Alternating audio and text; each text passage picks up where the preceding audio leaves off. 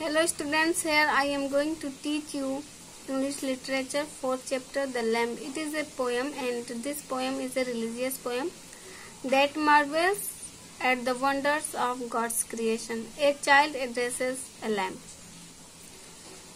And this poem has been composed by William Blake, and William Blake was also one of the most romantic poets of his age. William Blake notices natural objects and describe about them through his poem, as he did in this poem The Lamb. Through the poem, he wants to tell us the character of lamb. The child asked a lamb, "How beautiful you are! Do you know who made you? Who feed you? All these attractive virtues that you have, you don't know who is behind it." In this way, we find the poet is very close to God and notices everything that is created by God. And he explains about them beautifully through his poem. But nowadays, materialism is growing up and no one cares about nature and nature's beauty. In this poem, The Lamb, "Little lamb, who made thee? Dost thou know who made thee? Gave thee life and bade thee feed by the stream and over the mead." इस कविता में कवि जो है तो एक बच्चे के माध्यम से लैम्ब की क्वालिटी को बताता है। वो कहता है लैम्ब इज इनोसेंट।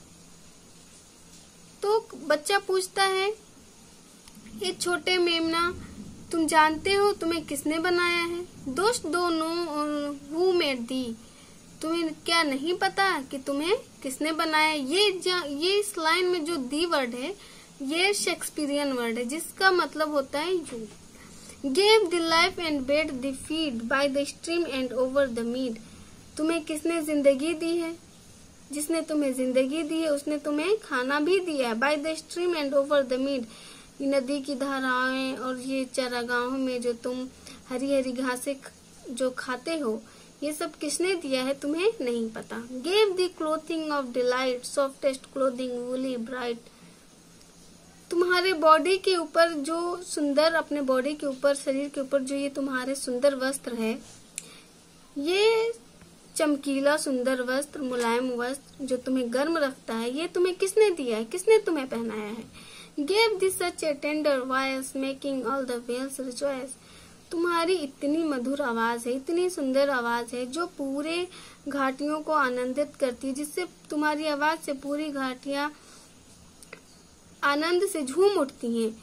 तुम्हें नहीं पता, इन सब चीजों के बारे में तुम नहीं जानते, तुम्हें नहीं पता कि कौन तुम्हें बनाया है इतना अच्छा, तुम्हें नहीं पता कि तुम कहाँ से खाते हो, तुम्हें नहीं पता कि तुम्हें ये अच्छे कपड़े कहाँ से मिले, क्योंकि तुम क्या हो? एक सादे सरल जीव हो। लिटिल लैम्ब हु मेड दी, दोस्त दोनों हु मेड दी, छोटे मेमने बताओ हु मेड दी, किसने तुम्हें बनाया है? किसने तुम्हें बनाया है?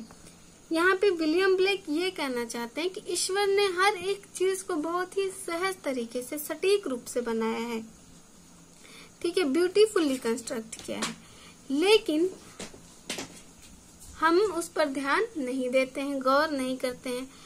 हमें ईश्वर की बनाई हुई चीजों पर ध्यान देना चाहिए, उन्हें धन्यवाद देना चाहिए। But nowadays we are in materialism and materialism is growing up. Everyone is busy in hurried and worried life. No one care about it.